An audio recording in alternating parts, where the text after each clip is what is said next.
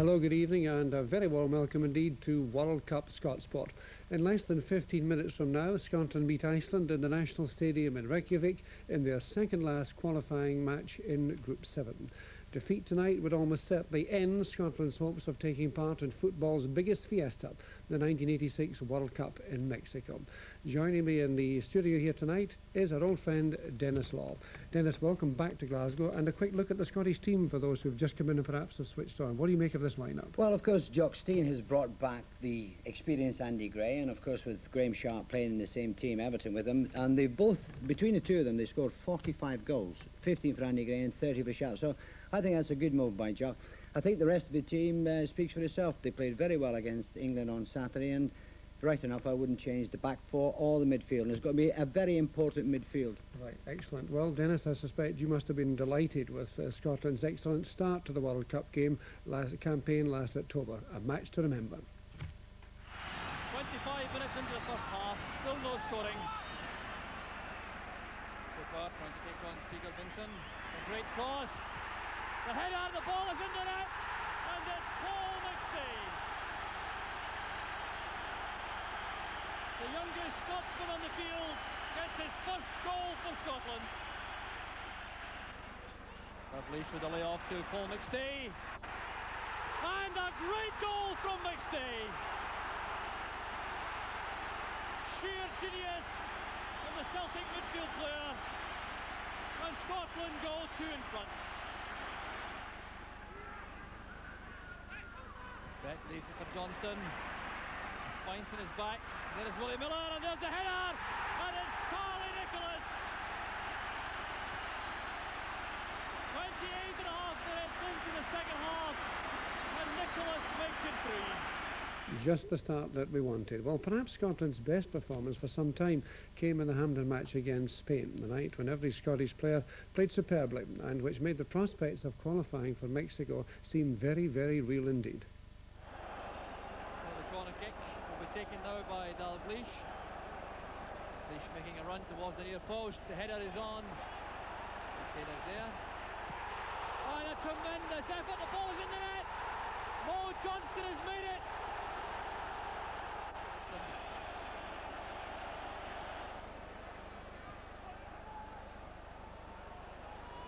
The sailor's header. Good running by Bett. Pass came from Willie Miller. There's Johnston! 2-0 to Scotland! 3 minutes from half-time.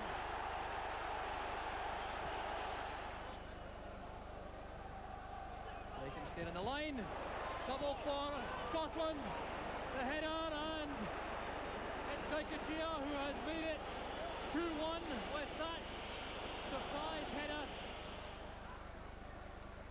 To pull the way off, there's Kenny Dalglish making the angle for the shot. Dalglish takes it 3-1 and equals the Scottish scoring record. Vintage Kenny Dalglish, but alas, he's not available for Scotland tonight. Well, after that splendid performance against Spain, which gave Scotland a 100% record after just 2 matches, Jock Stein knew that it would be difficult in Seville. But of course Spain are just not in the habit of losing matches. The choice of the venue was deliberate, the crowd were partisan, but for the first half Scotland contained them nicely. Then in the second half, an opportunity for Klaas to beat his marker and head a fine goal, and it proved to be the only goal of the game, 1-0 to Spain. Well, a match which really put Scotland under pressure in Group 7 was the home game against Wales on March 27th, when the twin Welsh strikers Ian Rush and Mark Hughes gave the Scottish defence a tough time of it. One would have to say that the goal which won this game was nothing less than superb. Ian Rush has made a great reputation for himself as a goal taker, and just look at this shot coming up now, giving Jim Leighton absolutely no chance. Dennis, do you think we're going to miss Kenny Dalglish tonight in this match? Yes, of course. I mean, Kenny, as he said, equalled the Scottish goal-scoring record, and with his experience in the side, missing, yes, we saw the performance against Wales, and yes, Kenny Dalglish will be a sadly missed factor. But of course, the Scottish team will always stick for the game against Wales. They know what they've got to do tonight. It's very, very important, you know, that Scotland qualify for World Cup. So I don't see any slip-ups tonight. Let's look at the league table, Dennis, because it's very nicely balanced. I said that earlier that 3 points could probably get us into a playoff situation. There are a lot of permutations still to come, but really, so far as tonight's concerned, it has to be all about winning and winning well, hasn't it? Well, of course, you say 3 points. It really isn't. You know, they've got to get 4. They've got to go into the game knowing that they need 4. They go to Iceland. They must win tonight and must win convincingly, because the game against Wales in September is going to be very, very difficult indeed. So tonight is important to score a few goals and win, and also, of course, go down to Wales and beat Wales. That's a nice prospect. Well, we'll be going over to Reykjavik shortly, but right now we're going to take a break. Rejoin us here live for World Cup Scott Sport in just a couple of minutes from now.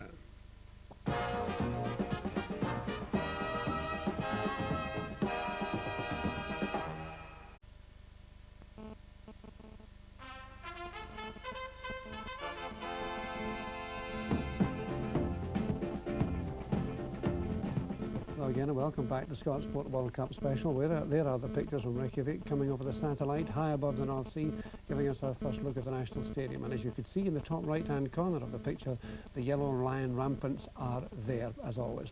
Also there is Ian St John, who'll be sharing the commentary tonight with our match commentator, Jock Brown. And just after the Scottish team bus had arrived at the stadium, we had a quick word with team manager Jock's team. Changes in the side for this evening's game? Yeah, well, we've brought the obvious in, the success of the Everton pair, Graham Sharp and Andy Gray. Why was that? Well, simply we played well enough on Saturday, but we didn't feel we created enough goal-scoring chances. These two have been playing well together all year, and Graham Sharp's had a tremendous year, and obviously should be maybe possibly played before this, but they haven't had the opportunity, so we're putting them in at the deep end. Are you looking for a win tonight? Well, it's the only thing that's good enough for us. If we win here, we go to Wales with the thought that Wales need to beat us there. It's a clear difference with looking for a draw and looking for a win. But a win here would be ideal for us. Are you surprised at the conditions? We are. I think that surprised us greatly. We thought that there'd be a heavy wind blowing and the park wouldn't be too good, but we've no excuses at all. The field's a wee bit tight, but playing surface is good. Overhead it's quite good. We've no excuses really. Thanks very much, Jock. Good luck. Thank you. Yes, and good luck from all of us. Dennis, a simple question for you. What kind of game is it going to be tonight? It's going to be a very hard game. Of course, Iceland already beat Wales, so they got 2 points. So they might be looking to beat Scotland and go 4 points. You know, you could always maybe qualify. I think Jock Stein and the Scotland team know that. They'll go out tonight. They'll go out and play. You heard Jock say what a marvellous the pitch is, because they just started the season. It's ideal conditions. It's ideal conditions for the good players. Thank God it's not sort of heavy. I think Scotland will go out, push it around. It's always very difficult the first 10 minutes of a game. Sure. You know, they could survive them. You know, then they'll go, and I think Scotland will. Well, as you can see, Dennis, there's a good crowd inside the stadium. They're talking of almost 20,000, which represents, I think, something like 1 in 12 of the population, which is really amazing. And the stage looks set for a great game. One question I wonder, which seems valid to put to you, I wonder if we're asking a lot as this fellow comes down for it's the match ball, I think, being delivered. What a plug for the match ball. But what are Graham Sharp and Andy Gray going to do with this ball, Dennis? Because there's a wee bit of pressure on them, inevitably, isn't there? Coming in like this, a lot is expected of them. They've got to get goals. They have, and both of them know that. Andy Gray obviously delighted to get back into the Scottish side, and Graham Sharp being his first game. Now, they've had a successful combination, as you heard Jock say. They'll be looking forward to it. They know that Scotland are relying on those two, and I don't think they'll let Scotland down. Right. I don't know whether Jock Brown can hear us or not in Reykjavik. We don't have him yet at the moment. The Russian referee, Anatoly Milchenko, we've seen him in the odd game on the box, Dennis, and we know that he's firm but fair. And that I think, is probably quite a good thing from Scotland's point of view. Well, you can't ask for anything else, you know. When you play abroad, you know, you normally play the team plus the referee plus the 2 linesmen. The Russian, I don't think he will. And as you say, they couldn't ask for any more. You know that the difference between the Scandinavian countries, you know, and Iceland, if you take that into it, sure. You know, they've really improved over this last 10 years. I think the standard of British soccer is lowering a wee bit, but they're coming up. They've got a few players playing in West Germany, which will give them the, you know, the experience, you know, and that gap. I mean, they beat the under-21 side last night. Sure. You know, that would never have been done quite a few years ago. You see, in the space of 5 months in 1963, you once scored 7 goals against Norway, which at that time reflected the gulf between Scandinavia and Great Britain. But there's not many guys could do that nowadays, with the greatest respect to yourself. Well, of course, as you say, the teams are getting better. We never used to worry about Norway, and certainly if you go back 20 years ago, we never worried about Iceland. But the gap is narrowing. It's a very, very important game for Scotland. The players know it. They've got to go out there, play football, and get goals. Because I think at the end of the night, or the end of the tournament in September, it may be that goals, the difference in goals would be the qualifying point. Not points, could be goals, Arthur. So have a look at, you know, Scotland will score many goals. Graham Souness, another chance for him to establish his reputation as one of the great playmakers in Europe here Well, tonight. I must say, Arthur, you know, when Scotland played Spain way back in November, I thought it was one of the best performances by a Scottish team that I'd seen for a very, very long time. The Wales game was disappointing, but on Saturday, I thought Souness against England was outstanding, as was Jim Bett, Aiken that little bit harder. But Souness, he was the one. He's the one that sort of controlled the game, and that's why, in my opinion anyway, that's why Scotland won. Well, there seems to be a fault in the communication satellite. We're getting nice pictures, obviously, at the moment. Scotland wearing the change strip tonight. For those of you watching in black and white, it's a kind of lemon shirt, again, with that very distinctive blue stripe across. So at least we can see the game and see what's happening. And there's the two guys, Dennis, who will have a fair bit of burden on their shoulder. Just for those of you who have just come in and recap, the Scottish side, Leighton in goal, the back four of Gough, Miller, McLeish and Malpass. Midfield of Strachan, Souness, Aiken and Bett. There we are, there's the lineup, and those two Everton strikers, Sharp and Gray, have dominated the English First Division up in front for Scotland. The pitch, as Jock Stein said, looks in excellent condition. The Russian referee, Mr. Anatoly Milchenko. The Icelandic side showing 5 changes from the team that lost 3-0 at Hampden Park.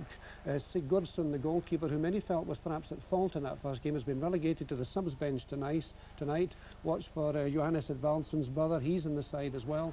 The match is underway. Scotland playing in the lemon shirts. Richard Gough, the hero of the match at Hampden on Saturday, taking that early throw. Scotland, just to remind you, in their change strip and attacking the goal on the left, and perhaps an early touch there for Jim Leighton. He came out in anticipation of it, but the ball turned out of play there by Johnson, so that's an early throw to Scotland, and a quick touch of the ball for Jim Leighton, who's wearing his change strip tonight of all grey.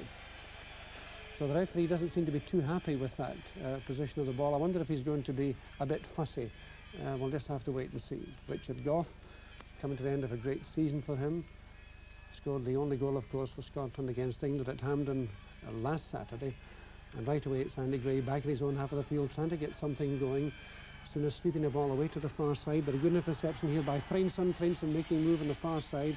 Up ahead he's got Sevar Jonsson, with Bergs moving across. Looks like the linesman there indicating a free kick to Iceland after just a minute and a half of play. So a time for the Scottish back four to marshal themselves, for McLeish and Miller to indicate their authority early on in the game. A couple of Scots going over onto the far side, but certainly not 10 yards. The referee playing the advantage, letting it go, the ball swirling in there. Siggy Johnson trying to get at the end of it without success, and Scotland trying to break on the far side of the field. Good running there by Sharp off the ball, onside 2. Chipped away there by Freynsson, up to the halfway line, back infield.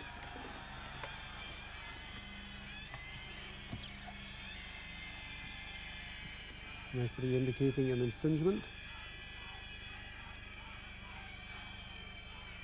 Just to remind you that these pictures are coming from Icelandic television, and that we are getting pictures but not in fact getting commentary at the moment.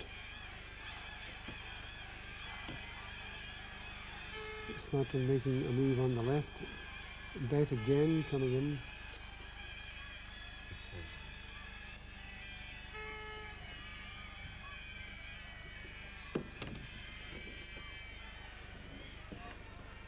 Gudmundsson in goal.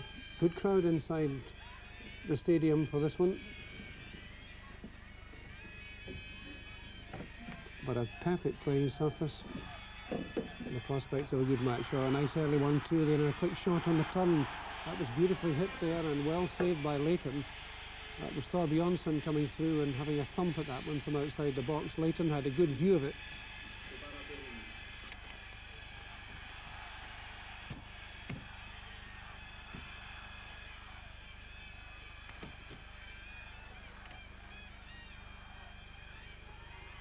So a fairly calm start, Dennis. The referee, as we thought, pretty firm and pretty decisive, but quite a calm start for Scotland so far. Well, of course, you don't ask for anything other than the referee gives you a sort of fair deal, particularly when you play away from home. Yes, Leighton has done well in the Scottish goal this past couple of years, and we've always seemed to have problems with goalkeepers, but he's done all right. They know it's going to be very difficult. You know, the first 10 minutes of the game is in most games away from home, where the sort of home team trying to get that early goal. And Scotland have coped well with it, and they're knocking the ball about. But it will be hard the first 10 minutes. Pitch looks well, anyway. Yes. The referee seems to be giving most things at the moment, which is no bad thing. He's just having a word there with Peterson and with Edvaldsson there. And it's a free kick to Scotland. Scotland attacking the goal on the right in the change strip, for those of you who've just come in, perhaps. No scoring at this stage in the match, almost 5 minutes gone. As you can gather, we seem to have lost Jock Brown at the moment. Now Iceland trying to get away on the right. Again, support coming from the midfield. Flag up for offside. Go quickly, our first glimpse of Gordon Strachan, from whom lots expected tonight. A very good season, FA Cup winners' medal, of course. Strachan moving it away to the far side. Nice 1-2, Strachan working his way forward. Space on the right if he can find it. Strachan looking for the 1-2, trying to get it to his left foot there, but well hooked away there by Sever Johnson. 50-50 ball, referee says it wasn't a 50-50 ball, a free kick to Iceland just inside their own half of the field.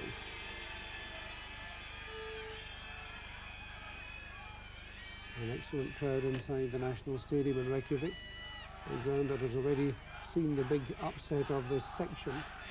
And of course, Iceland defeated Wales by 1 goal to 0. And how well Wales have done to get back in. A nice cut back across there from Peterson, but nobody there for it, Dennis. Potentially dangerous situation. No, right, I mean, that has always been the problem of particularly Scandinavian countries, you know. Somebody to put the ball in the back of the net.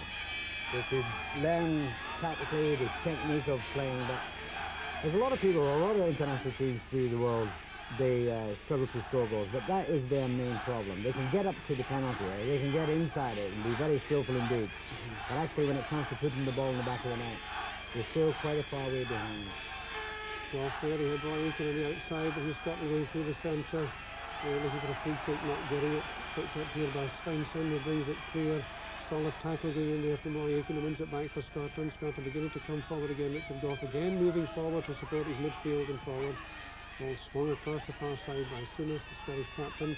Space on the far side of the field. Look how quickly the Scottish midfield are coming up to help their attackers. Again, space on the far side. Gray moving into the box. Referee indicating a free kick. Followed by Malpass there on the number 2. Svensson, free kick to Iceland.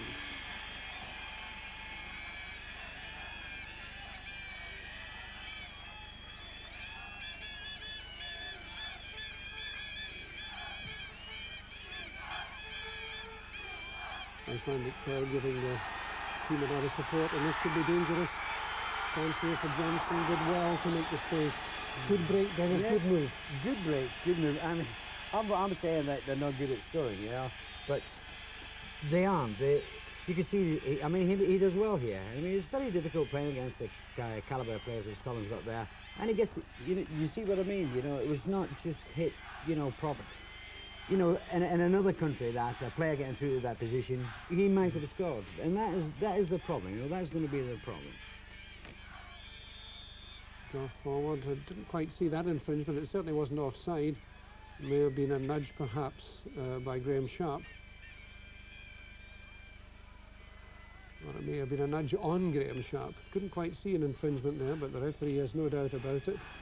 Free kick to Scotland. Souness there with Gough and Strachan, perhaps trying to work on a pre-match move, the kind of thing that players have worked out in training. Souness knocking it in deep. Oh, almost a chance on the far side, driven in, but the whistle had gone, I think, for an infringement, possibly a foul by Andy Gray, who seemed to have taken 2 players out of the game there and not just one.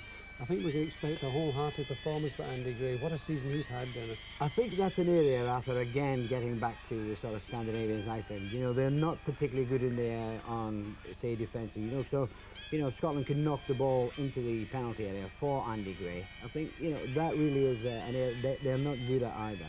In between, you know, setting up the men to get forward, they do it all well, but there's 2 areas where they lack. That is defending, you know, high balls and scoring.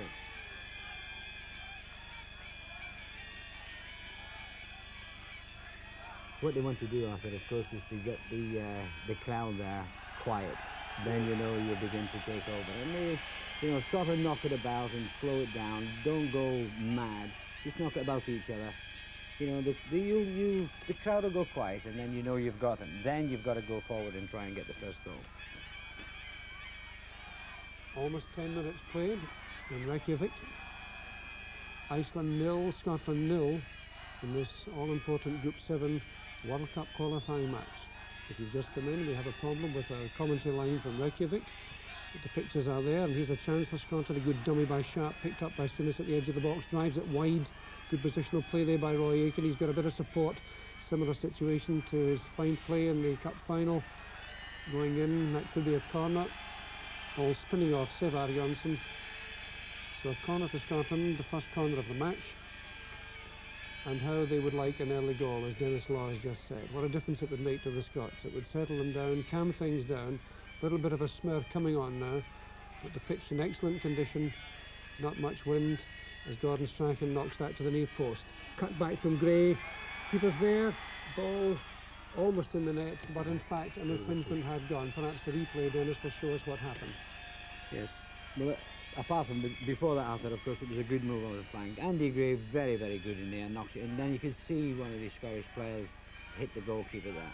But as I said before, you know, get the ball into that box in the air for Andy Gray, and you know the Icelandic players will not know how to cope with it at all. Another factor, of course, which we didn't see a great deal of on Saturday, was using the flanks. When we eventually did it, of course, Beck crossed and, you know, Goff got the goal. Now that's it. What happens with these sort of teams, that they sort of master their defence, you know, they get plenty of bodies behind the ball, 8 at times. Now, it's very difficult. And here we are breaking. This is danger. Ball going in, but good covering there, excellent covering there by Willie Miller. He spotted that, and as Goodlickson moved through, he came with him, and that was a very timely challenge indeed, because it looked as if there was a bit of space.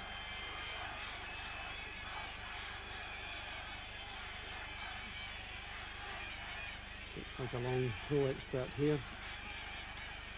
And Valson floating it.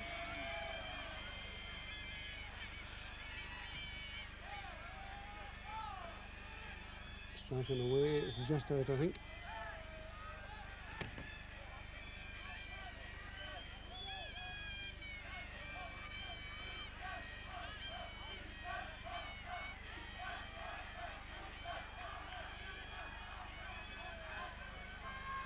So advancing with the throw.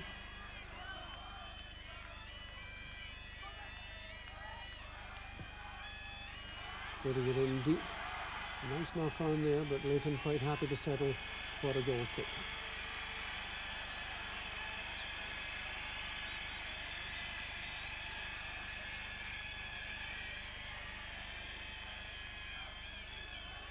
So a little more than 12 minutes gone in Reykjavik.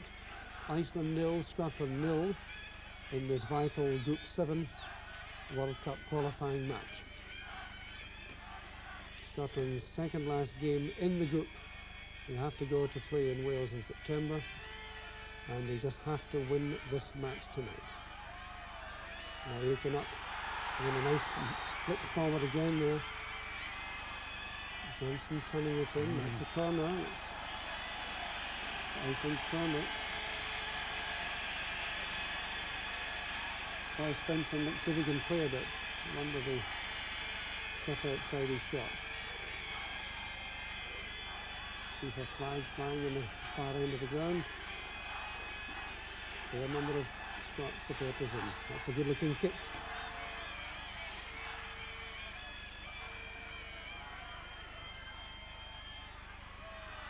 Gimbeck getting that one away, nobody there. Returned by Frenson.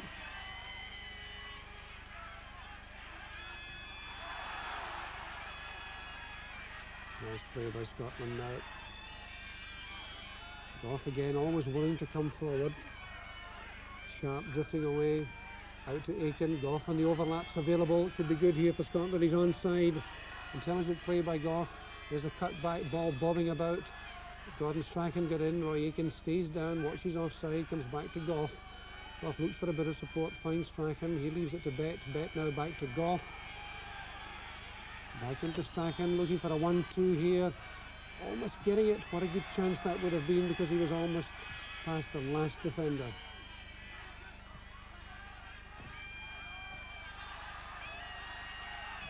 Aiken going in. Goodlickson away. Good play by McLeish.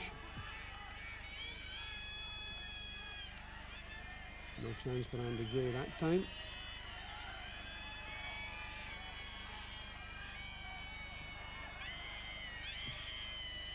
Play just a little bit untidy up there at the moment. Scotland still looking for an opportunity to create a clear-cut opportunity that would give them this all-important goal. Certainly not proving easy for Scotland so far. Willie Miller. And the voice we hear is that of Peter Brackley, who is in fact commentating on this match for the benefit of ITV viewers in England. We don't have Jock Brown at the moment, but Peter Brackley, with a monitor right in front of him and with all the availability of the facilities at the match, is clearly in a better position than Dennis and myself to see what's happening. So with this long throw to Iceland on the far side, let's join Peter Brackley as we move up to the 15-minute mark. McLeish away.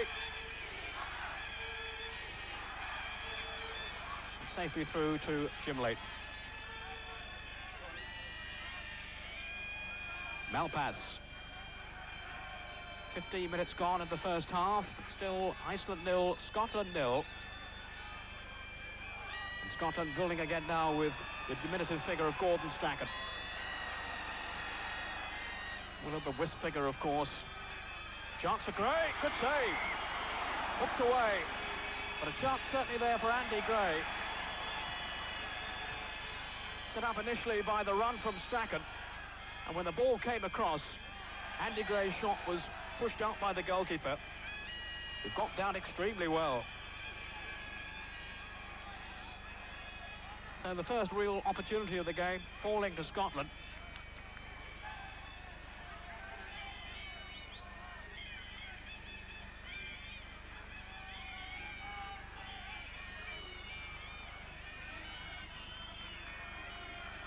And certainly Iceland indebted there to their goalkeeper, Egert Gudmundsson.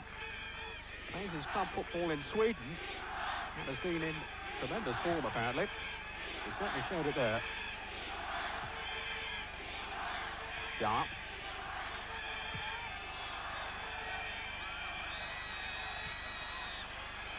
Ed Balsam couldn't get there before the defender. It was McLeish. Souness. Sharp now for Strachan. Could be an opening here. Strachan will weave his way past defenders, but the way was blocked. Souness. But Scotland now threatening to take control. Goff with Gray. Useful interchange. Malpass. Here's Sharp. Bet with the shot. Charge down though by Burks. Miller.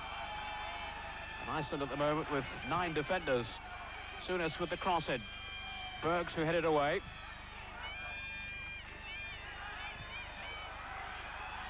Peterson. Now Siggy Johnson.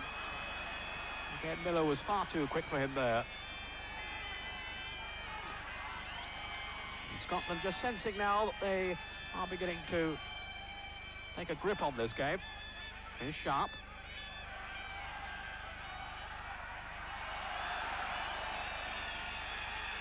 Tommy Johnson. Well, the crowd had seen Jim bet then, even if Tom Johnson hadn't.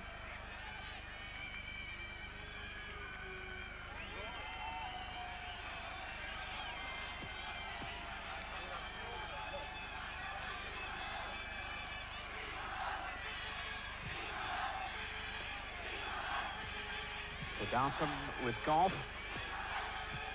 Soon finding Strachan.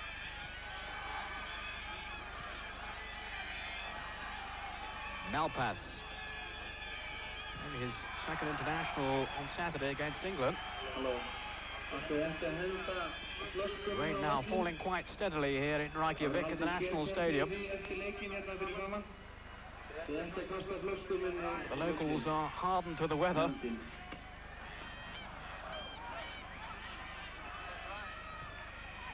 Didn't reach Strachan. Souness. Strachan again. Three players waiting in support in the middle. The goalkeeper's claimed it well. Certainly made a confident start. Gudmundsson. Tony Knapp, the manager, was saying that his normal goalkeeper Sigurdsson hasn't been showing his best form in Norway, so it was worth giving this young lad his chance tonight. And he certainly hasn't let him down so far.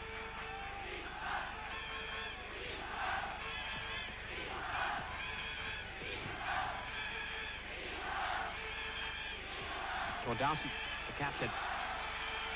Paul Johnson. While the names aren't too easy to remember in the Iceland side, they do at least nearly all end in Sun, which does help. Aitken. Goff has gone outside him. Gray is well forward too. Here's Goff. Gray's in the middle, and the cross wasn't forthcoming.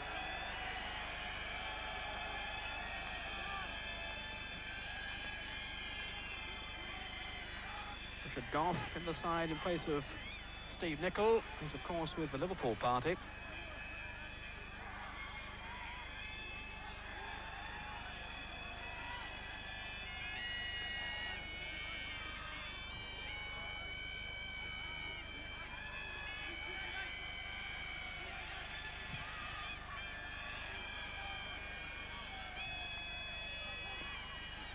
Now Goff, Souness to Strachan.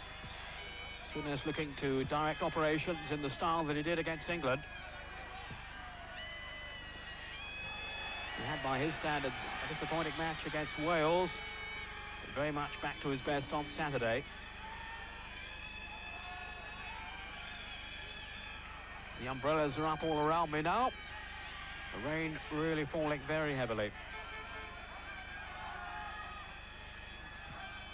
We're actually watching the match from a bus parked on the terrace. We're just hoping the driver doesn't clear off before the end of the game. Certainly the most unusual commentary point I've ever commentated from. Bet. Good cross in to Chance. Well saved. Sharp with a shot. Goalkeeper again was right behind it. Graham Sharp will look upon that as a chance. Again denied by the goalkeeper with a smart piece of goalkeeping.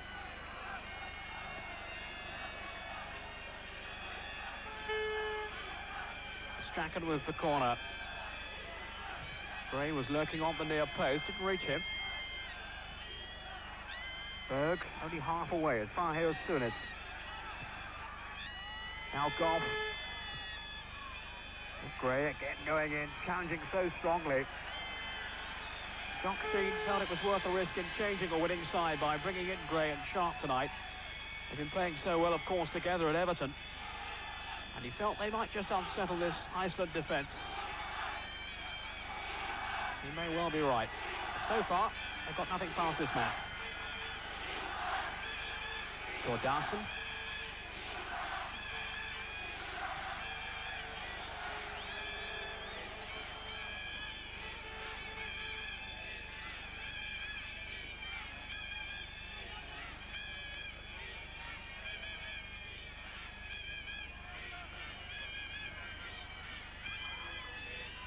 Crainson with the throw.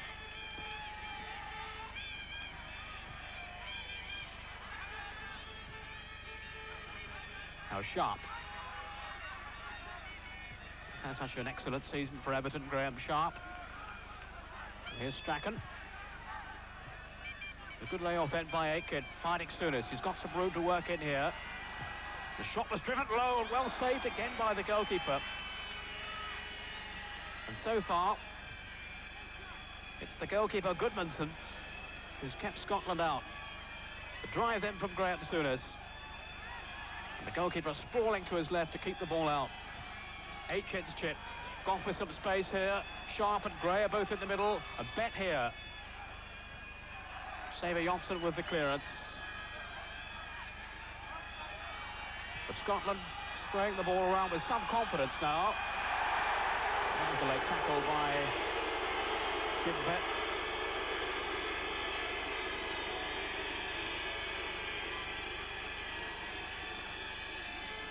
Didn't go down at all well with the Reykjavik crowd, and they take their football seriously here.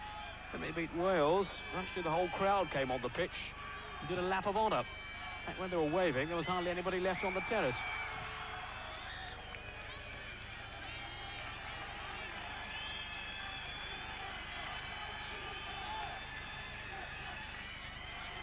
Good Laugan.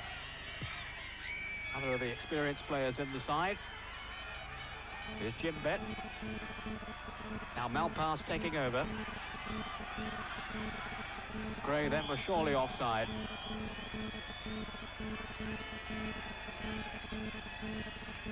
Andy Gray was telling me beforehand how much he was looking forward to playing tonight. He missed the last Everton match, well, not the last game, but their game against Coventry on Sunday because of injury. There's an injury now. The tackle by Graham Souness on Siggy Johnson.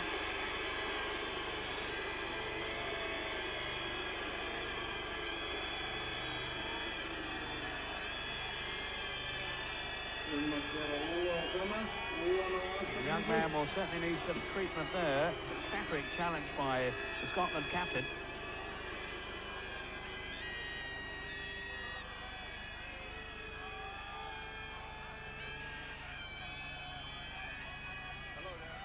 Although it's Siggy Johnson's 5th cap, it's only his 2nd really in a major international. There clearly is some concern here. Tony Knapp, the manager, has come on. There are jeers all around the ground. Virtually all the players surrounded Siggy Johnson. And those fans weren't at all happy with the challenge from Graham Souness.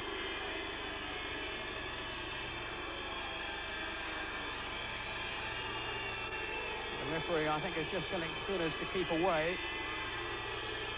Paul Dowson very angry with the tackle.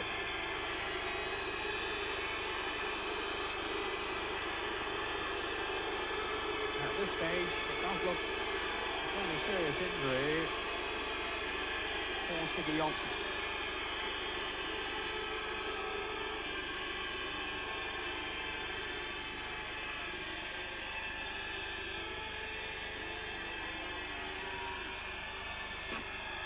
Tony Knapp is now going off the field.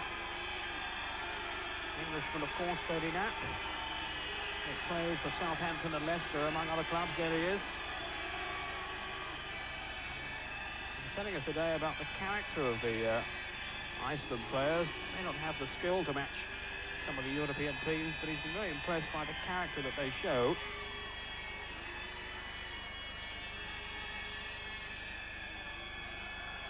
But there, the sad side of Siggy Johnson being stretchered off the field. I wonder if he'll be taking any further part in this game. Distressing sight indeed. Siggy Johnson, such a promising young player.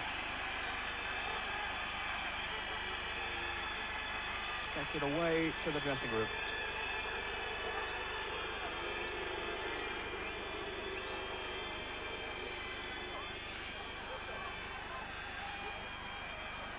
And a caution for Graham Souness for the tackle. But it's the damage to the Iceland side that will concern their manager, Tony Knapp. He sent on a substitute. tell you in a moment just who he is. The free kick is taken. We're some way away from the action here. It's certainly not easy to spot the numbers from this kind of distance. Johnson clearly to take no further part.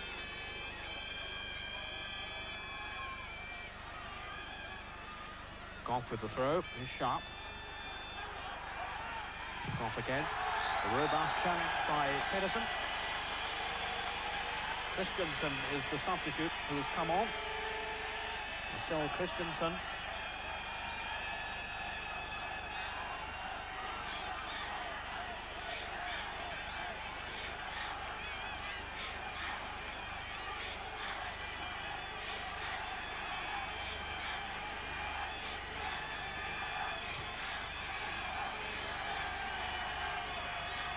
Stacken. I wonder just what effect the loss of Siggy Johnson will have on Iceland. It will disrupt their rhythm. It's Aitken.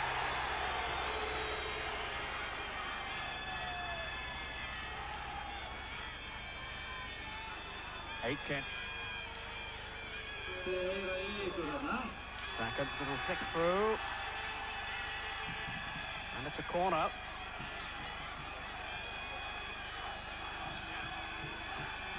In fact, there has been a change of substitute. The list we were given to Christensen, but in fact it's Torferson who's come on.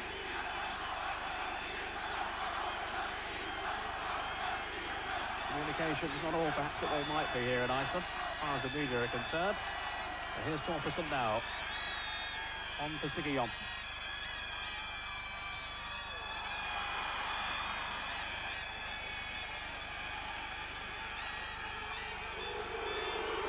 Sunes, cheered by the Iceland fans.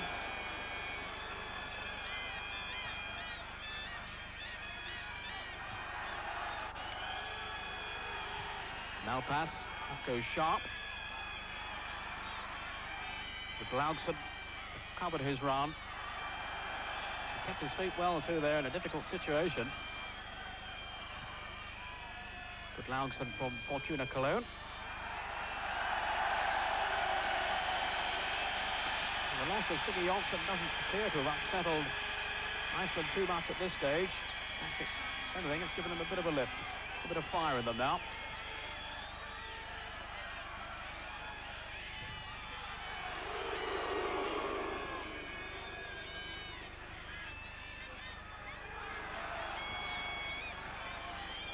Goff.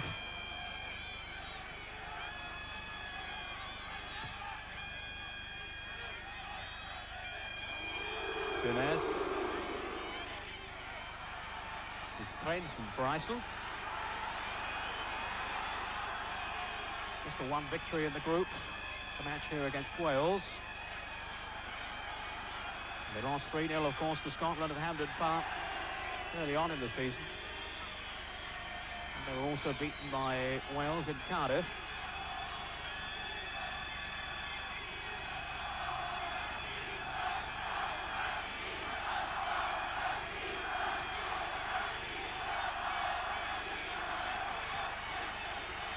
Thordarson.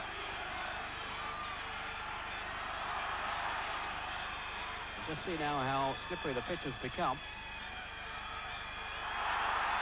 Thordarson away.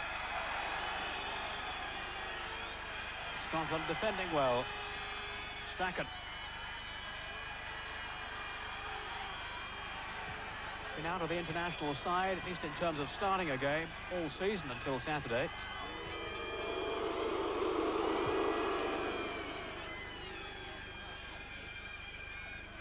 Sharp. The cross in looking for Gray at the far post. A goal kick to Iceland.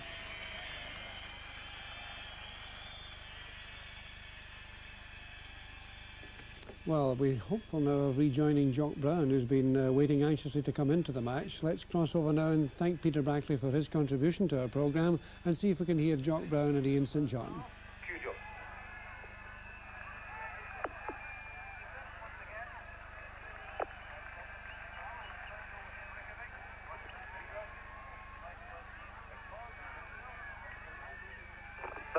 They're not getting it. They're not getting it. certainly denied Scotland on many occasions.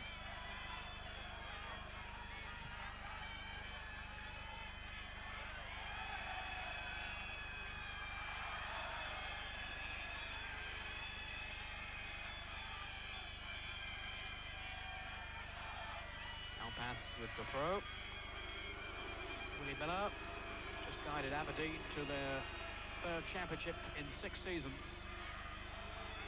What a stalwart he's been for Scotland too. Now pass in trouble.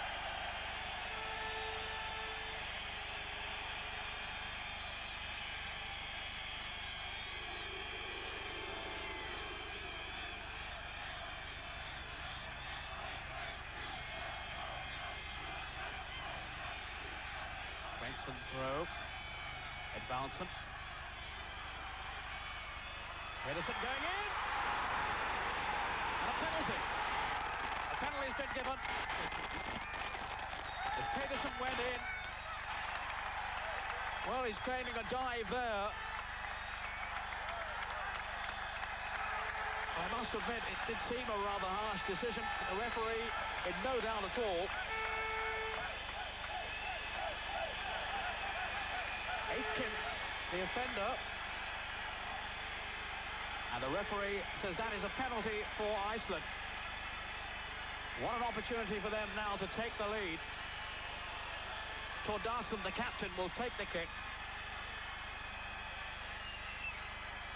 Jim Leighton stands between Thordarson and the lead for Iceland. He saved it! What a save! Magnificent save by Leighton. Thordarson thumps the ground in disgust. Jim Leighton guessed correctly and quite brilliantly too. That was an astonishing save by the Scotland goalkeeper. It seemed to be going into the corner and somehow he got down and pushed it wide. Scotland breathed a sigh of relief. And what an opportunity has gone begging for Iceland. Thordarson missing his kick. Or killed the post. So nearly squeezed in then. Well, hesitancy perhaps at the back. Having survived one near miss. Scotland very nearly went behind then. All happened so quickly, it came back off the post. Suddenly the game has come to life. And Scotland living very dangerously indeed. Having dominated the first half an hour in terms of chances created. And here's another one. He half missed it away really then by the goalkeeper from Strachan's cross. And if they hadn't realised it before, Scotland know they have a match on here tonight. And Iceland will be kicking themselves that they're not in the lead.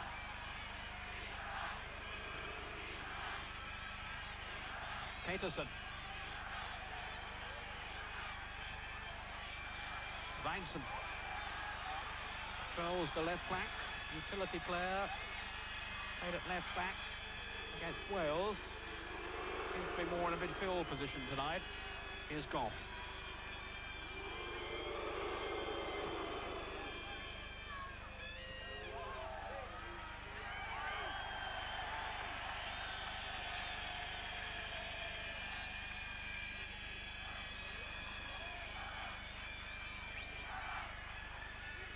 Thordarson. Got out well then by Aitken. Here's Souness. Just brushed Thordarson aside then. Malpass.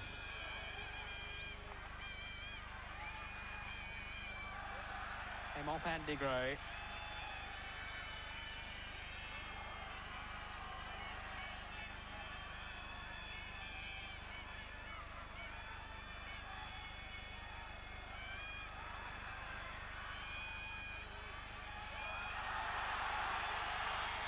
Promising build up here. This is Peterson. The shot didn't match the approach play. Peter Peterson. Something of a Dennis Law lookalike. One or two observers have said. He certainly has sharpness to his game. The shot there, way off target.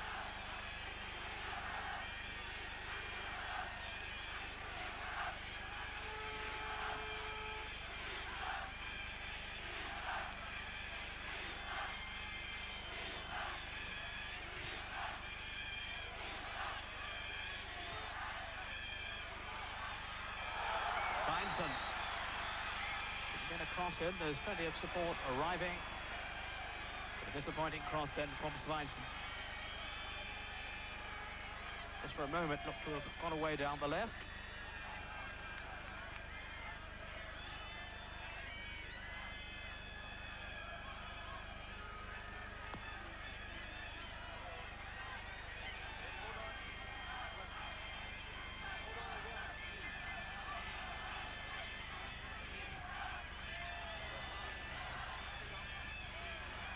Strachan.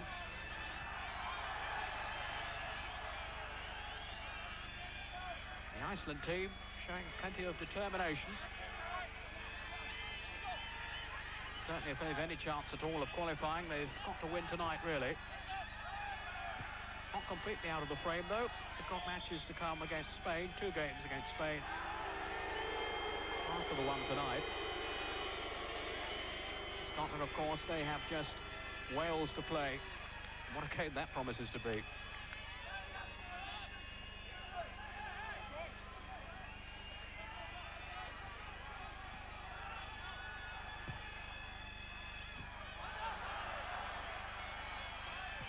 Saber Jonsson to Adarsson.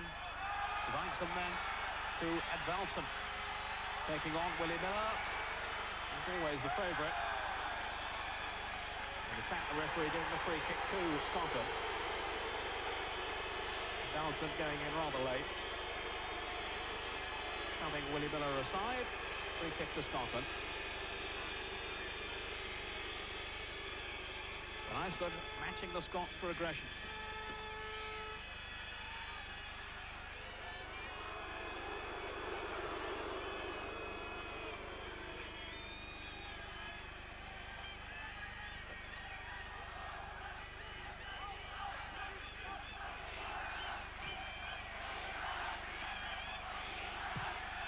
Svensson.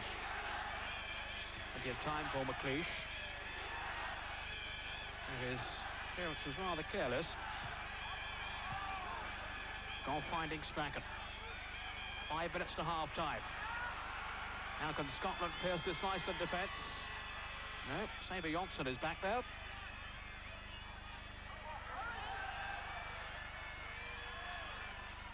Svensson battling well against Goff.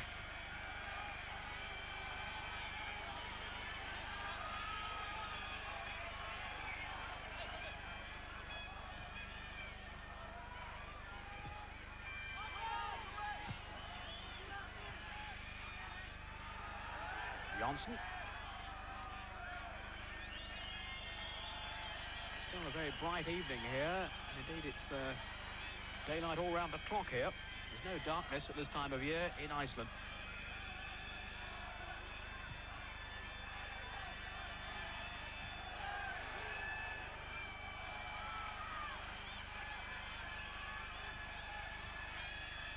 I'll pass away. Jimbet. Crowded out of it again, though. Cranston. Another strong challenge by Willie Miller.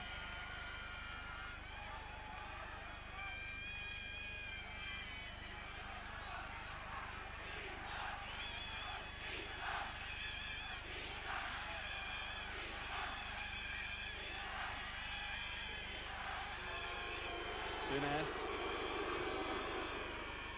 Demi Sharp in the Iceland half.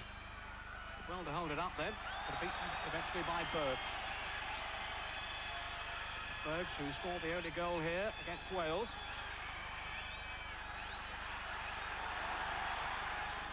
Scotland quickly pulling players back.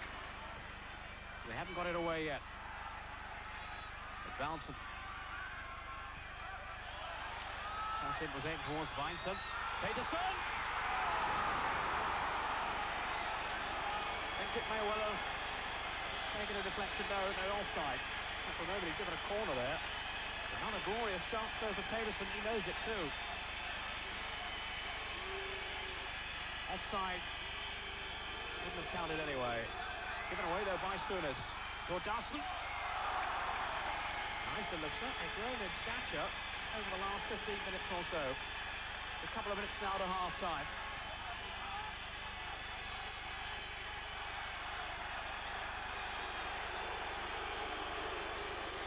Scotland free kick. Foul on Graham Sharp. Sharp with one of the best opportunities early on for Scotland. Here's Souness. Not the most popular man in Reykjavik. After his tackle on Siggy Johnson, which curtailed that player's involvement in the game.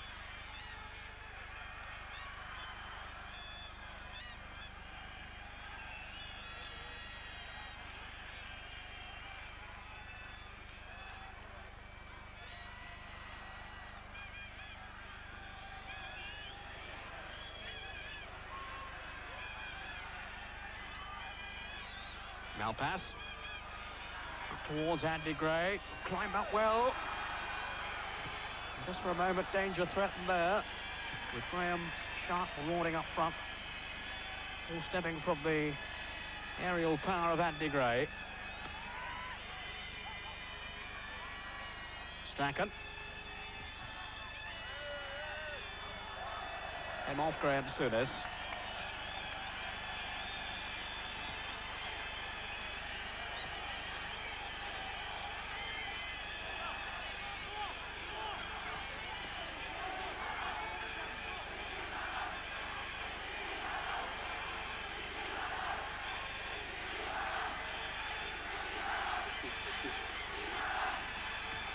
Now into time added on for stoppages in the first half. The Russian referee has had a glance at his watch. Pedersen. McLeish just nicked it away from him first. And Jim Leighton very much the Scotland hero.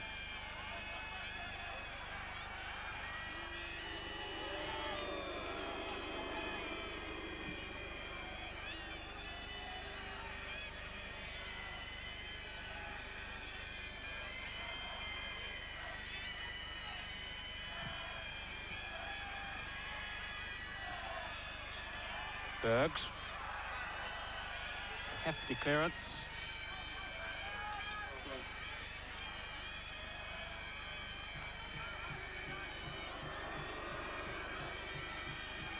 McLeish.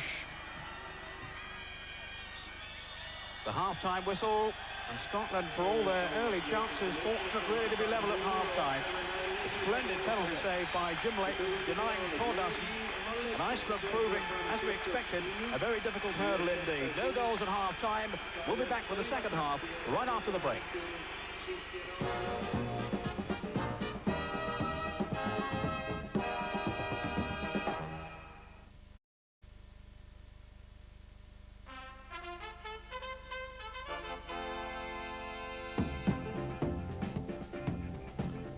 Welcome back to Scott Sport World Cup Special, and there's a flavour of Scotland, specially imported into Reykjavik tonight to give our Icelandic friends a taste of Scotland.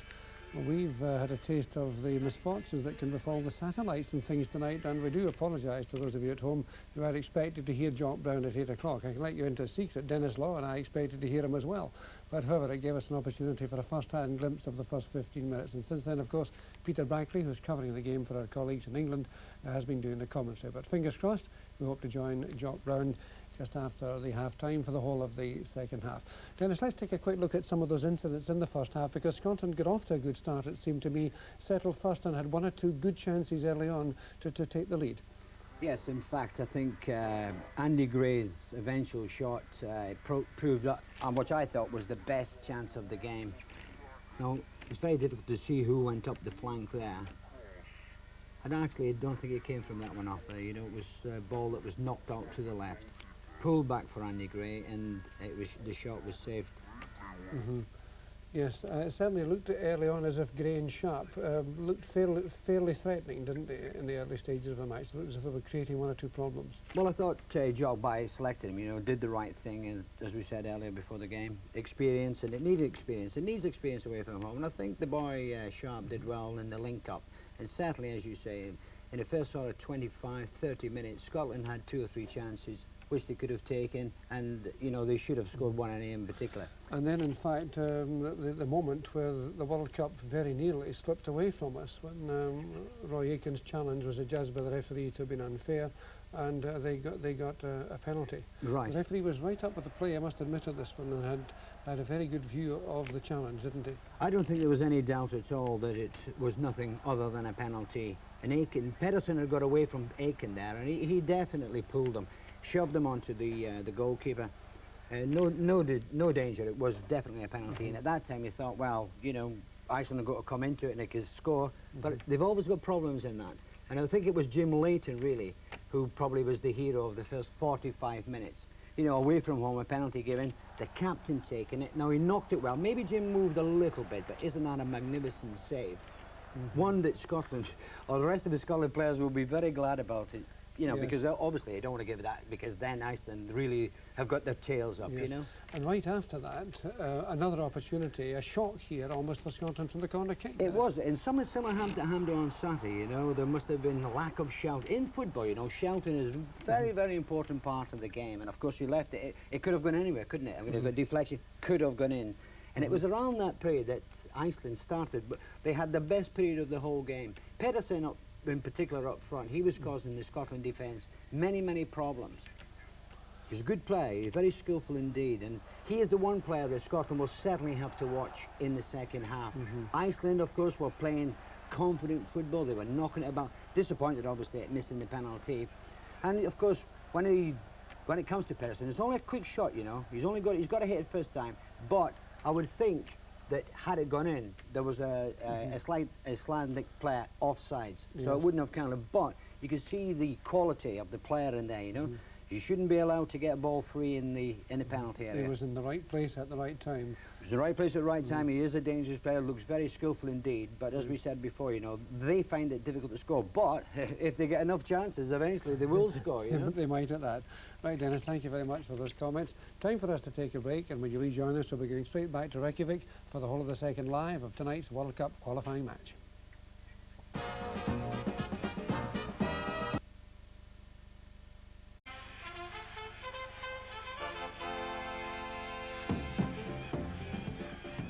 Welcome back to the Scott Sport World Cup special. The second half of tonight's match between Iceland and Scotland just started a few seconds ago, and I think now we can go over and welcome Jock Brown and Ian St John. Jock, where have you been all this time?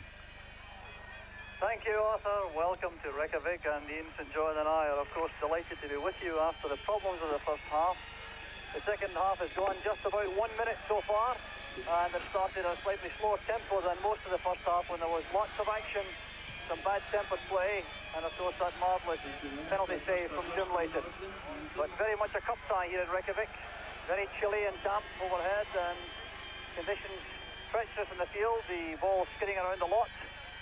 But Scotland had some good patches in that first half, and Graham Souness taking the free kick, being booed for the involvement in the incident when Siggy Johnson was carried off. So it's Richard Goff, here's Andy Gray. And the Icelandic defence closing in very rapidly indeed. Gray worked very hard in that first half and looked impressive from time to time, but Graham Sharp had very few chances to shine. Here's Souness again, now Sharp. Brought down by Bergs, and the free kick's been given to Scotland. And that's a signal for Alec McLeish to come from the back, but the free kick's been taken very quickly indeed, and the referee from the USSR calls the play back, which perhaps will work in Scotland's favour. They didn't take full advantage of the free kick situation. So now Roy Aitken and Alec McLeish have gone forward, so too has Richard Goff, and all these boos greet every touch from Graham Souness. Here's Strachan. Strachan driving into the box with good play. Can he get the ball across? And it's done behind by Johnson for the corner kick. Well, one thing about Strachan tonight, Jock, I do feel that he's going to be the danger man for Scotland. He had a very bright first half, and he started the second half in the same vein. And the conditions suit him, actually. You know, the little fella, skinny surface, and he's jinking around here, doing very well. So now back with Souness. Challenge to the far side from Sharp. Here's Richard Goff. That's too far ahead of Andy Gray, but there was a deflection. That's another corner kick to Scotland. So Scotland starting the second half in positive fashion. Tunis still getting these moves around the stadium. Near post ball headed away by Johnson. What a big man in the box for Scotland. William Miller at the back. And it's gone for the goal kick to Iceland. William Miller couldn't keep it in. He is joining the attack at every opportunity. The news, incidentally, of Siggy Johnson is that he's been taken to hospital, but it's hoped that his leg is not broken. Well, the tackle actually from Graham Souness, Jock. We were watching the ball, and as Graham slid in, and I think the conditions more than anything else caused it, the slippy surface. The fairness from Johnson. Goff going in with Thordarson, the Icelandic captain, who had the misfortune to miss that penalty kick. Although it was a marvellous save from Jim Leighton. Here's McLeish for Scotland. Goff has room on the right. There's Sharp. Dumped away by Thorbjornsson. Back by Goff. Gordon Strachan getting back for Scotland. This is William Miller. Now Malpass. Looking for Sharp through the middle. He tried to chest the ball towards Andy Gray. Miller's header is Jim Bett. Malpass picking out Gray ahead.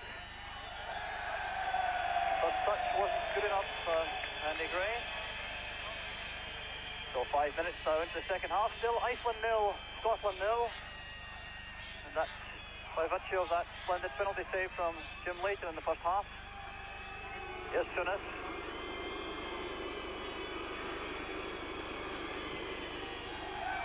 Careless one, he's looking for Malpass. Malpass did well to retrieve the situation, and Peterson with that clumsy tackle on Roy Aiken has incurred the wrath of the referee.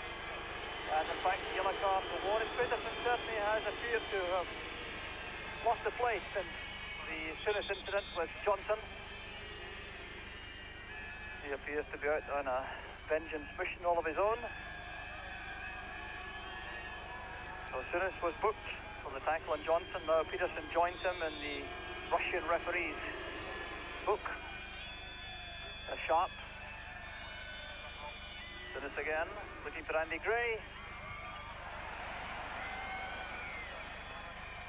Willie Miller underneath that, it struck his hand.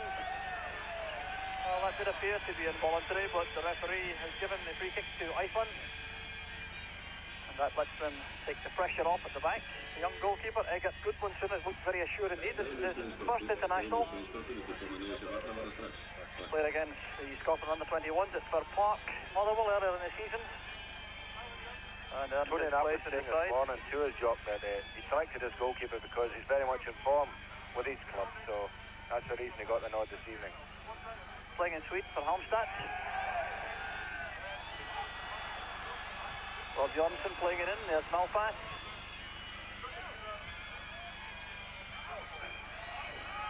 Rob Johnson again. Here's a substitute for Hutton. That's good handling again from Leighton. He looks very confident indeed tonight. Hutchinson. Rob Johnson again. The touch let him down that time. So Scotland throw on the near side. 8 minutes into the second half. Maurice Malpass earning his third cap. The early stages, Ian, Gordon Strachan looks very dangerous. Yes, he has, and I think Andy Gray has played well. You know, he's got his head to the ball a lot, as he normally does, but he's also showed some nice touches as well. Another nice touch by him. There's Jim Bett making for the byline for Scotland. Well, actually, we've got into that sort of position 2 or 3 times in the game on both sides of the field, and really the final ball has been abysmal. And you can't really afford to do that. Once you get there, as on Saturday, of course, when Jim Bett got there and played a lovely ball across, we've got to make sure that the balls stay in the park, get the balls across if we're going to make the best use of Graham Sharp. The wet surface, though, making it well, the surface, yes, of course it is, but I mean, you've got to just concentrate, make sure you get your foot around the ball and keep it in play. Iceland's goal kick. Malpass wins it well for Scotland in the air. Orphason.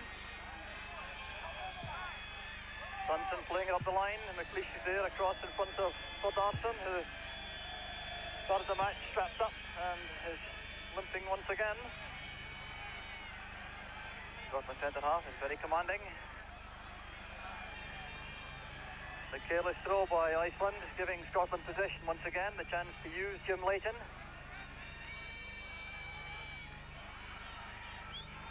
So the build-up starts from the back through Morris Malpass. Gray left it, Johnson came in behind him. Here's Strachan. Still Strachan going forward. Break for Souness. Betts trying to find Malpass inside. Here's Souness again. Gray at the far post. He did well to knock it down for Richard Goff, but he couldn't keep the shot under control, and that's an Icelandic goal kick. Again, a good ball job from Graham Souness, looking for the far post. Andy Gray is there. Nice little knockdown. And, you know, really we're careless with those type of balls. And really we should have done better there again. Richard Goff snatching at the final shot.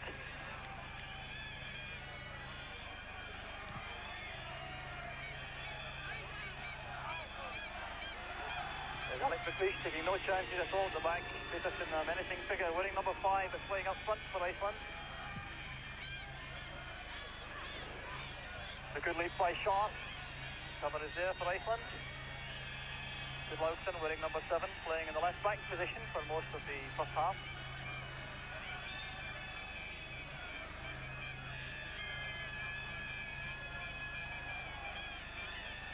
Well, the match really doesn't appear to have picked up the pace of the first half. No, it seems to be a lot calmer in the second half because it was a bit hectic at some stages in the first half, wasn't it? That's good play. Betts and Sharp making the break for Betts on the left. Here's a chance for Scotland. Cut up by Gudlaugsson. And he kept very calm indeed. Gudlaugsson doing a good job at the back for Iceland. His 32nd cap. Here's Edvaldsson. Thorbjornsson. Well, there was a break on the left with Feinson breaking in the left side of midfield, but the pass wasn't accurate enough, and here's Strachan for Scotland.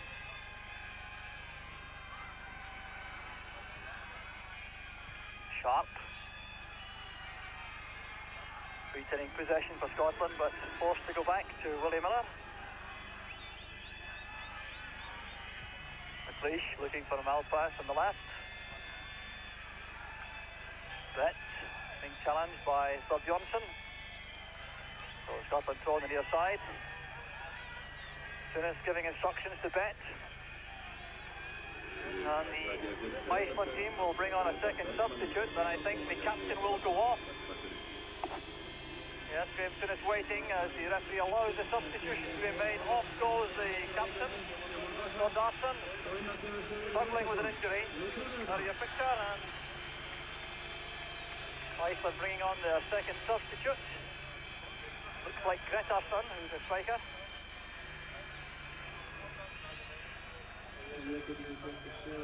So the captain's ban goes on the substitute also.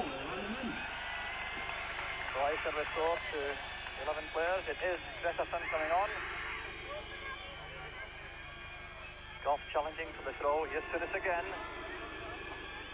Difficult one for the goalkeeper. Betts turns it back. Off the crossbar. And what a let-off that was for Iceland. The goalkeeping certainly not up to standard as soon as floating the ball in. Goalkeeper Gudmundsson went to punch the ball away, didn't get a good enough contact.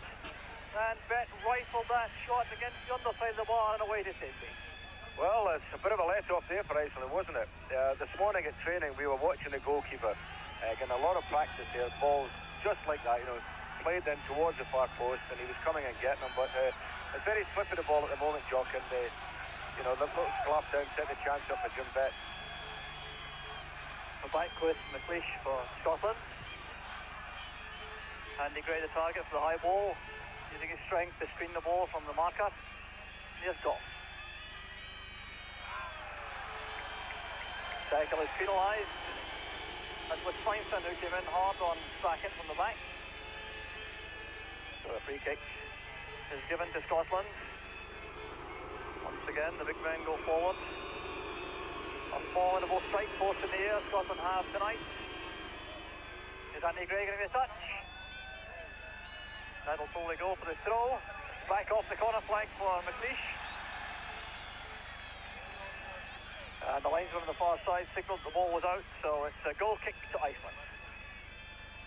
But certainly Scotland have had the best of the opening 13 minutes of the second half, Jock.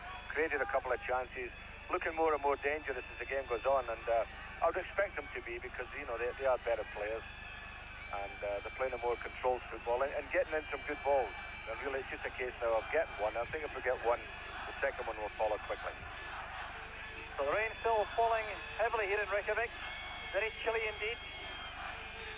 Scotland still looking for the breakthrough. 0-0. 15 minutes into the second half. Sharp bringing it down for Sinners. Is taken. Break of the ball falls for Edvaldsson. The brother of Johannes Edvaldsson, the former Celtic and Motherwell player. Edvaldsson goes forward again. Malpass firmly into the tackle. A versatile player at the Edvaldsson, but at the back and in midfield for his country. And the Icelandic players in no particular hurry to get the ball back in play. Feinstein will take the throw. A pull back from the local club, Valur. McLeish standing his ground. Here's Bet. The only one up for Scotland is Sharp. Misunderstanding, but Iceland still retain possession until Malpass slides in.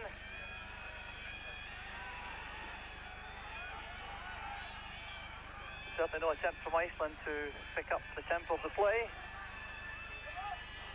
There's Johnson. Playing it wide for Feinstein. A good move from Iceland. Great chance for the opening goal. Pushed away by McLeish. And Scotland undoubtedly living dangerously. As Edvaldson's header almost catches them out. Then set up on the left as Feinstein made that very good run. Went outside the Scottish defence, lofted the ball across. Edvaldsson appeared to have an excellent chance. But McLeish was there to hook the ball to safety. Well, that certainly was a bit of a let-off there, Jock, for us, wasn't it? Well done, Alex McLeish. Here's Gretterson. Substitute. Suddenly, Iceland have burst to life in an attacking sense. Robertson going forward. And Miller playing it back calmly to Leighton. To take that little bit of strain off the Scottish defence. And that has certainly encouraged the home supporters. The crowd tonight expected to break a 15-year-old record. There were 19,500 people here when Valur played Benfica in a European match in 1969. We haven't had official confirmation, but the crowd expected to exceed 20,000 tonight in this compact little stadium. Sir Johnson. Header from Edvaldsson. Here's Peterson. Edvaldsson is onside. Miller's there for Scotland. There's Sharp. Soon as picks it up in midfield. Strachan signalling for the ball on the far side. Strachan takes it now from Sharp. Now Sinners. Casual ball forward. Strachan wasn't ready for it. Here's Gudlaugsson on the break for Iceland. Peterson's up front on the right. And really, that's when they show their class, isn't it? You know, they get a very good chance of a break there, and instead of making something of it, it's a careless ball out of play. So Strachan picks it up deep inside his own half for Scotland. A very different match in the second half. Goal rather hectic and frenzied in the first half, but a bit more controlled in the second half. And that's a bad tackle on Roy Aitken. The referee allows the advantage. Bet has possession. Linking with Sharp. There again, trying to go outside Franson. Header out from Bergs. There's Tunis. Well, he kept the shot down well. The accuracy wasn't there. Well, Graham Tunis trying very hard to continue to support the Scottish attack. It's not a bad effort actually by Graham Tunis here, but what was noticeable was that William Miller made a tremendous run from midfield to try and go up in support of Jim Bett on the right-hand side there. So, I mean, Scotland are determined to try and win this game, Josh. There's no half measures now with this one. The chance goes up around the stadium. Iceland sounds very similar to England, and I wonder if that may help the Scottish players. McLeish doing well on the ground, picked up by Tunis. Strachan has found space. Rolling in the ball too long with Feinson who came back. So Johnson. Franson. Taking on Bett. Fullback is very strong on the ball. That's for Peterson. Goff was there for Scotland. Good Lauster. Looking for Edmondson on the far side. For Johnson. A good move. Goes to set up and lays in again. Behind the wall. Take that shot from Goodlauster. Moment of anxiety for the Scottish defence. It was well created and set up. Edmondson with a header. There was from Johnson laying it into the path of Goodlauster coming forward. And Leighton did well to touch the ball all over the corner.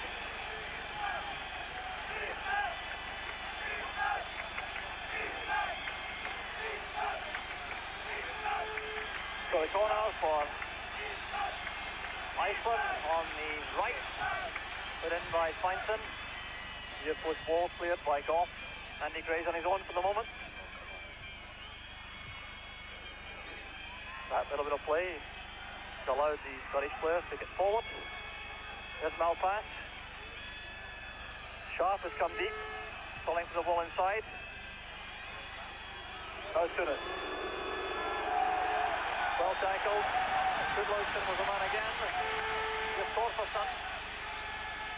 Brett getting back. He knows that Tunis is out of position. Caught upfield. Peterson back to Feinson. There's Tunis. Well, the Icelandic players have shaken themselves up in the last 5 minutes or so, Ian. Well, they certainly have, but I think our problem in the last 5 minutes we're trying to attack through the middle, John, and we're having a lot of joy on the flanks, and we've got to get out the flanks and play there. Belfast stopped by Sanson. Scotland get the throw. Sanson has gone down out of your picture, looking for the game to be stopped. Back on his feet now as the referee allows or insists on play going on. Here's Peterson. He's away from the tracking. Peterson going through the middle.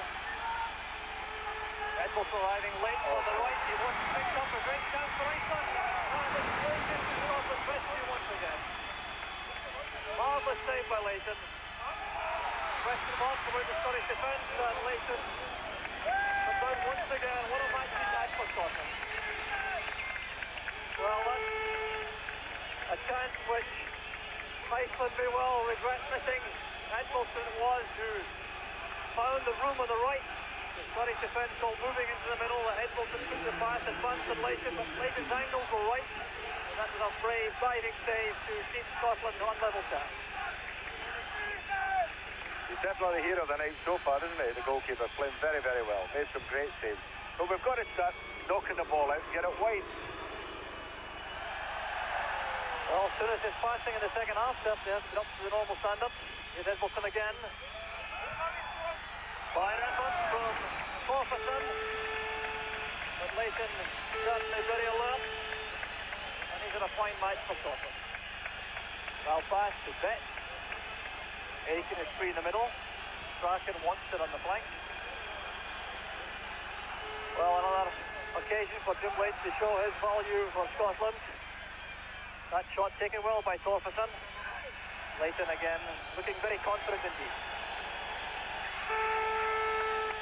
So now midway through the second half, and a good start to the second period by Scotland has been nullified by Iceland in the last 10 minutes, and they've come to the fore.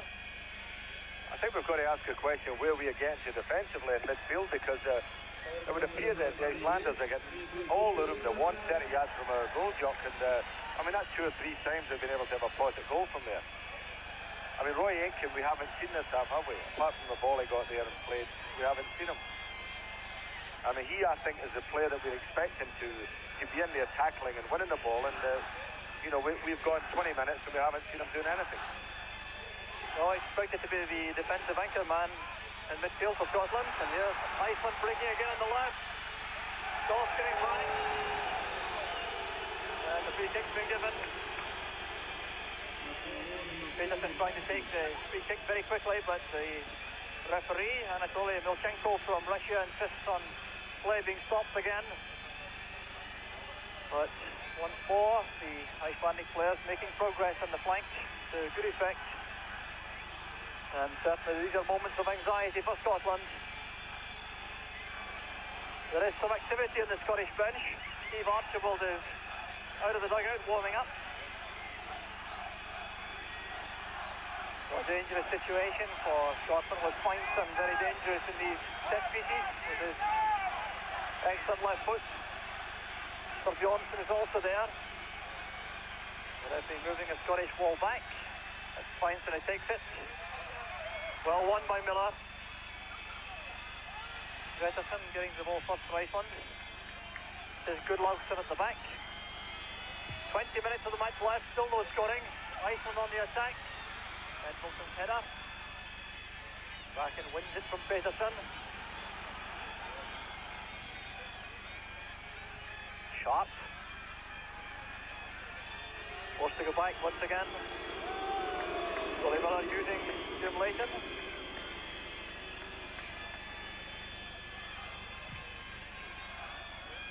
With a long high ball pumped through the middle.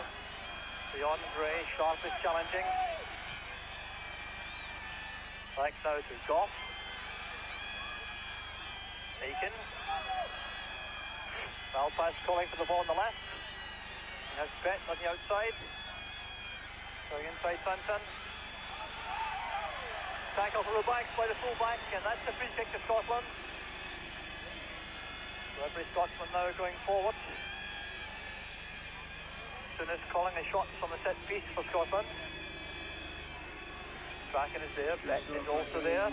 Sun has come out here in Reykjavik as the rain goes off. And really you can have all the seasons in one day in Iceland.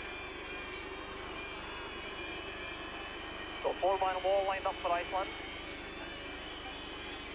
Bracken over the ball, Gretterson lining up the wall, now going back to join it to make the 5th man. Bracken to Souness, and Gretterson charges it down, there's Souness again. Wide to Miller. Jim Bet is there. Chance for Scotland, Sharp couldn't turn it in. And it's scrambled away by Iceland, and Graham Sharp, this is perhaps the best chance of the match for Scotland. With Willie Miller who popped up in the right to send over that long, deep cross. Jim Bet did well with the headers back across goal. There was the chance for Graham Sharp. He couldn't take it, he couldn't get the shot on target, and the Icelandic goal survived. Well, that was an almighty scramble, that one. I mean, Graham Sharp, I think, just lost his footing there and had his back to the goal when he fell on his backside.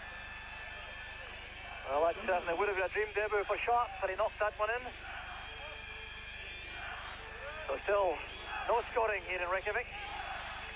It's Peterson. Good build-up again from Iceland. Here's Feinstein on his left foot.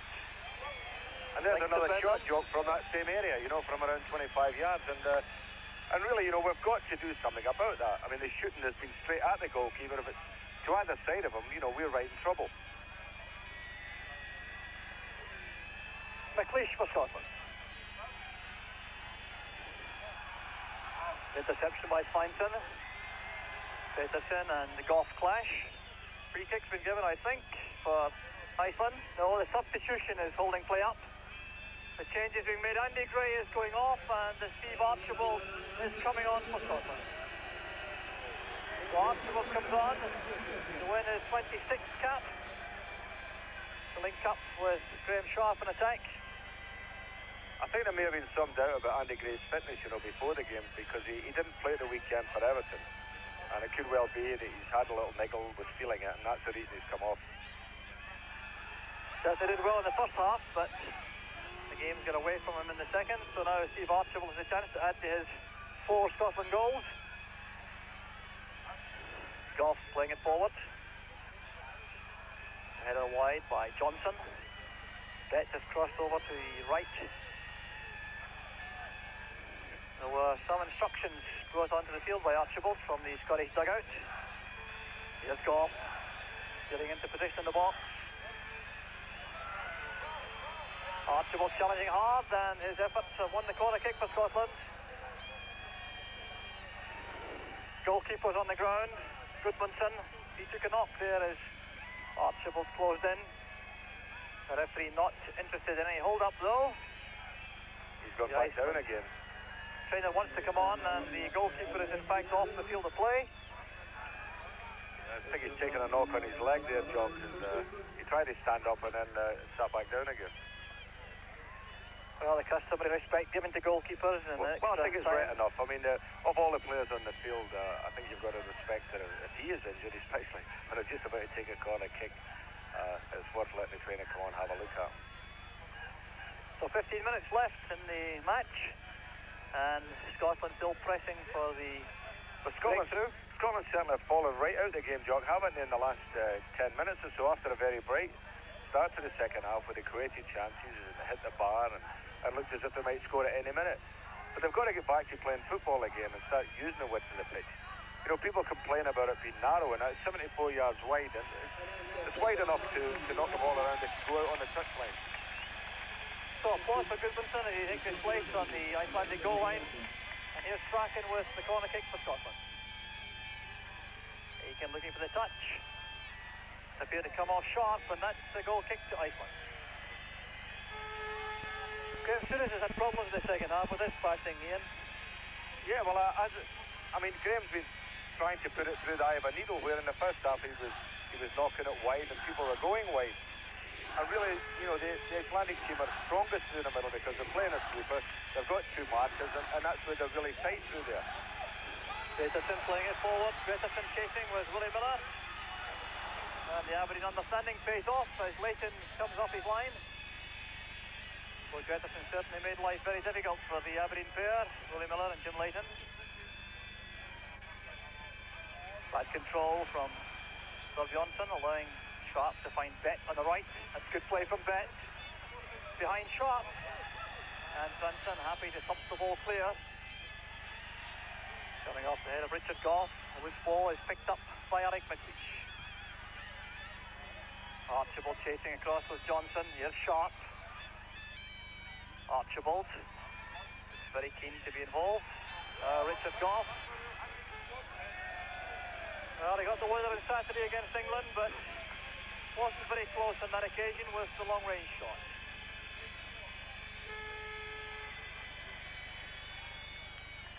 Indications are, Ian, that Iceland will be quite happy to accept the draw.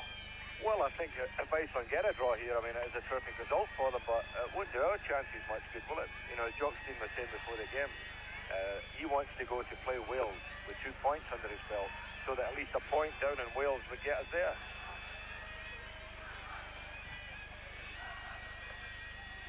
McLeish challenging for the goal kick. Foul pass.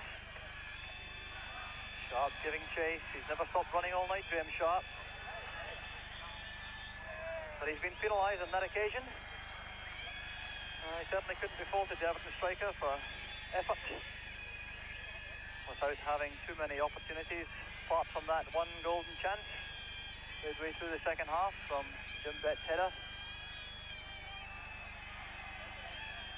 So Goodmanson taking his time over the clearance for Iceland.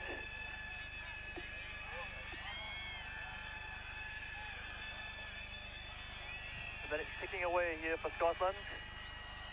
12 minutes left. Still no scoring. Souness appeared to be eased off the ball by Edmondson. Free kick's been given. Taken shot by Souness to Miller. McLeish. Peterson.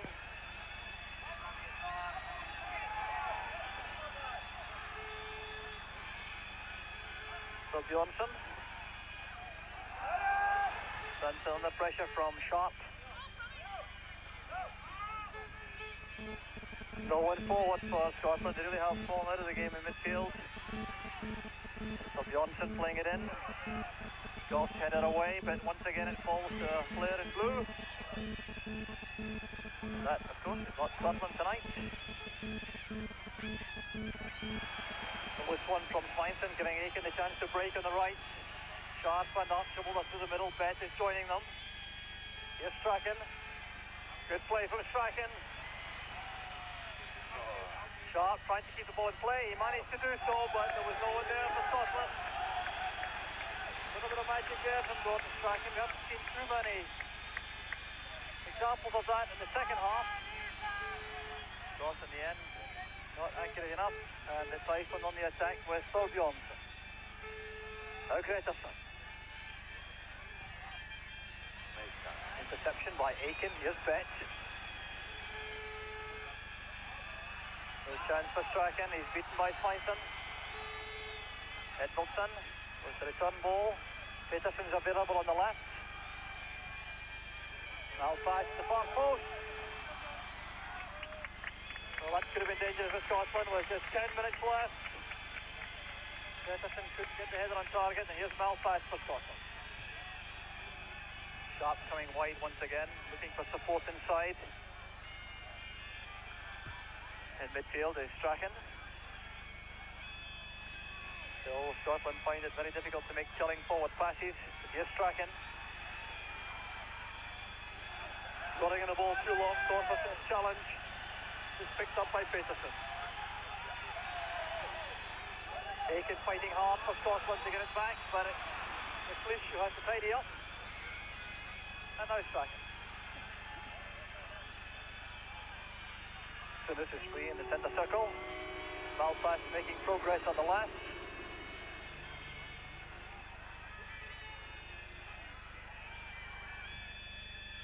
An aimless ball inside from Malpass. There was no one there for that one, and the header from Gretarsson falls for Graham Souness. Well, things certainly not going right for the Scottish captain in this second half. No, it hasn't. And he had a very good first half too, didn't he? I mean, he was playing very well and dictating the play for Scotland, but in the second half he seems to have gone right out of it. Now, whether the crowd get on, I shouldn't think the crowd get on to him with what against Souness. He's had that most of his career. Souness winning his 46th cap for Scotland tonight over an 11-year period. Gudmundson's goal kick stopped by McLeish. Aiken fighting hard in midfield. Thorbjornsson finds space on the right. Peterson playing it off Jim Bet. Peterson's gone down injured there, Jock, and the fact that they've used the two substitutes, a bit of a blow this if it's a bad one. Time running out, 8 minutes left. Peterson on the deck, and that's what the hold-up's all about. The Russian referee pointing to his watch. No sign of activity, any more activity that is, on the Scottish bench. They still have in reserve David Speedy up front, and they have Paul McStay and Murdo McLeod alongside Alan Ruff as replacement players. Now some instructions coming from the Scottish dugout. Icelandic supporters enjoying the occasion to the full.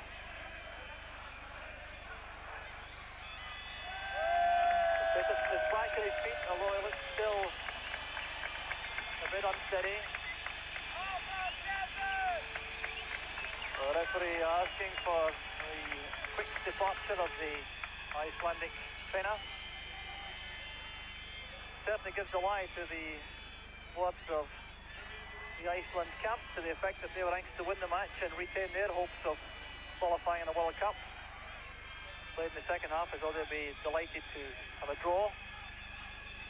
And yet, but for Tim Layton's goalkeeping, they might have done even better. Here's Transon. Chased back by Sharp. A Malpass. Nowhere ahead of him. Bergs is on his own. Gotherson for Bjornsson. Malpass forced to thump the ball forward again. It's won by Svensson.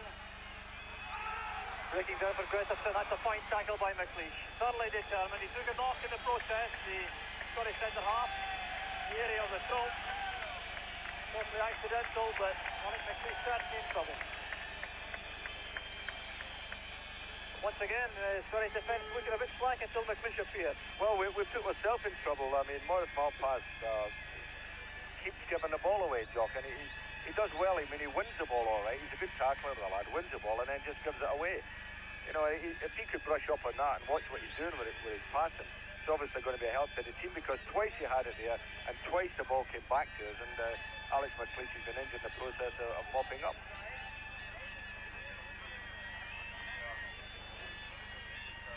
So the match will restart with this throw to Iceland on the other side. Sanson capable of a long ball inside. Queuing up with the near post. McLeish has recovered to win that one. The Scottish defence pushing out to leave the way clear for Jim Leighton to send the ball downfield with just 5 minutes of the match left. Still no scoring. And Scotland certainly not enjoying one of their best periods in the match at this stage. Bergs up. Ball for Strachan. Here's Roy Aiken. Good tackle by Goodlauson. Goff wins it from Peterson. Here's William Miller. McLeish. Malpass having to shield his eyes from the sun as the ball came from that direction. Scotland now back on the defensive. So Johnson coming forward. Stopped by Betts and Malpass. Here's Tunis. Now Archibald. Sanson's header back to Goodlauson.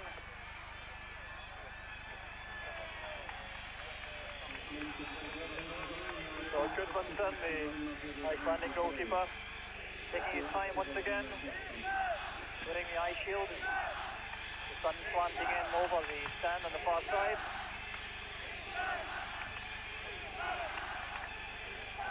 Now Strachan, getting away from Swainson. That's towards Steve Archibald. Breaks for Bet. A chance for Scotland. Yes. A chance is made. Scotland have scored with just 3.5 minutes left to play, and Jim Bet gets his first goal for Scotland. Jubilation in the Scottish camp. It's a good ball from little Strachan there across, Jock. Played it right across the defenders. There was Jim Bet, controlled it well, and smacked it with his left foot, past the goalkeeper's right hand side. I'll tell you what, it's a very relieved Scottish team there getting a goal at this stage of the game. So Jim Bet back to familiar territory here in Iceland, where he played for some time earlier in his career. Gets the vital goal, which may well give Scotland 2 World Cup points. Iceland now heading back in the break. They've won the corner kick. Jim Bet in his 13th international gets his first goal, and seldom is a goal is more crucial. Scotland certainly not having a good last half hour, but that little burst from Gordon Strachan on the right, setting up the chance for Jim Bet. Corner kick to the far post. McLeish does well again, going up. Here's Goodlauson. Iceland have pushed players forward into attack. And Strachan battling hard, it breaks for Goodlauson again. It's Gretterson controlling it, going forward. And that's just a couple of feet wide, and once again the Scottish defence was feared. Gretterson almost getting Iceland back in level terms. 2 minutes of the match left, and Iceland heading back with Goodlauson doing well over on the far side after the corner kick. Goodlauson playing it across, the Scottish defence didn't clear it. Gretterson controlled it with the chest, tried to go through, and his shot was hooked just about 2 feet wide. And really, Jock, that was a super chance for them there. They should have levelled the scoring. Great chance. Squandered again. Well, what a dramatic finish to the match here in Reykjavik. Scotland looking out of things in the last half hour. And now hanging on to the most splendid of all victories. Just going towards the final minute of the match now. There's Steve Archibald. It's a good layoff, but Strachan can't reach it. Back to Goodmanson, and suddenly there's urgency about the Icelandic players. They clearly would have been happy to get a draw, but now they have to find the net. But Peterson's been penalised. So a free kick to Scotland, and it's Scotland's turn now to take the heat out of things. Into the final minute of the match here in Iceland. Scotland leading by 1 goal to 0.